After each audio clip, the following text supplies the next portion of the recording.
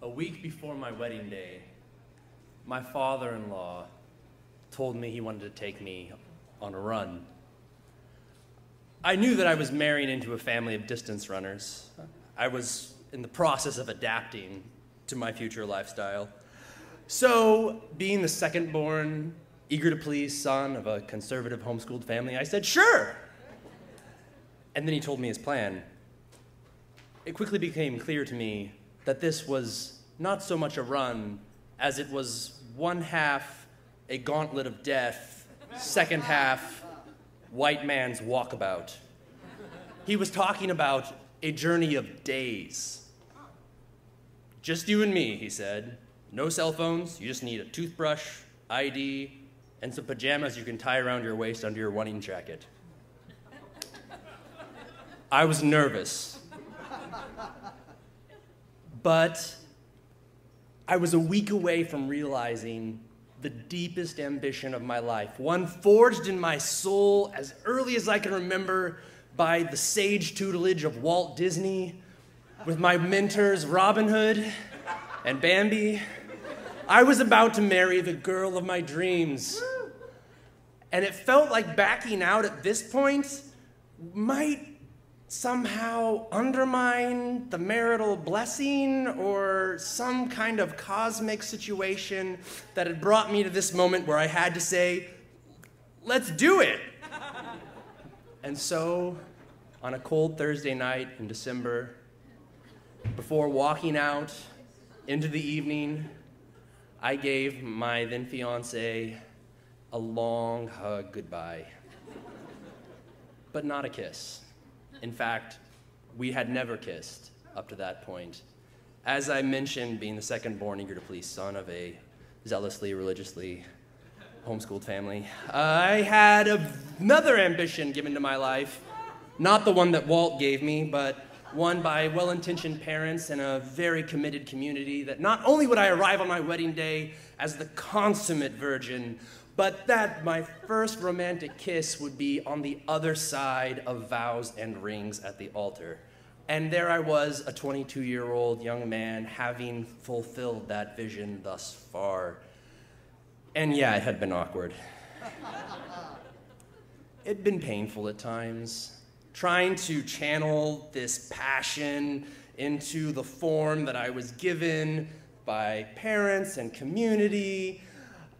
Thank God I found someone who could see through that and see me in it, and hear me in it, and receive me in it. And as I walked out into the night with my father-in-law, I was thinking about her.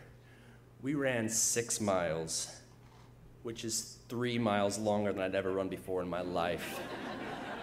We ran in the dark to a Holiday Inn downtown and checked in. I honestly didn't know what we were doing. But we talked, we hung out, and we slept. We woke up in the morning and we ran another 6 miles up out of the Ohio Valley into a little town on the ridge. And we checked into a dingier hotel. As my father-in-law napped during the day, I sat in the parking lot eating McDonald's, sore and irritated and missing my fiancé, and feeling conflicted about the fact that I hadn't kissed her before I left. It was kind of the perfect time, and she told me she didn't want to have our first kiss in front of a bunch of people that we invited to our wedding, but it was all that I knew. It was so deep in me, like Robin Hood, I just couldn't unravel it. I couldn't get away from it.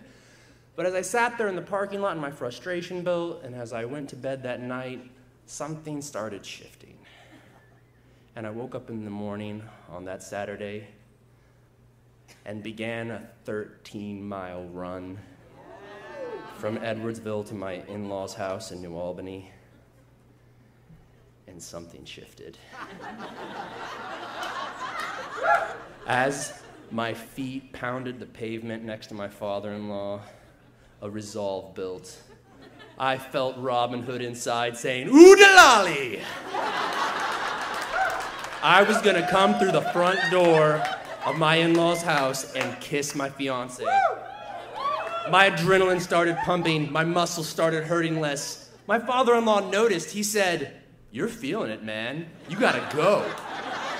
I did have to go. I started running faster. I ran a sub 7-minute mile for 6 miles. Somehow my feet felt like they were filled with broken glass and on fire at the same time as I turned down the block to her house. I ran the whole way to the door and burst through to my future brother-in-law eating a cheese stick. And he said, "Oh, hey man, everyone's gone." I sat on the floor stretching for 30 minutes, second-guessing everything before she came in the door with her mom and her sister and people helping plan the wedding. And she had to leave right away for a fitting, and she gave me a quick hug, and she was like, "I love you, I have to go." And I started to hesitate. I started to do it now. There are people around. This is the time. I was holding her by the hips. She was right there. She was gorgeous. I was gonna do it, and I triple-taked like a chicken. And a look of realization washed over her face. She grabbed me by the back of the neck, and she kissed me. Never in my life has another ambition so sweetly complimented my own. Thank you.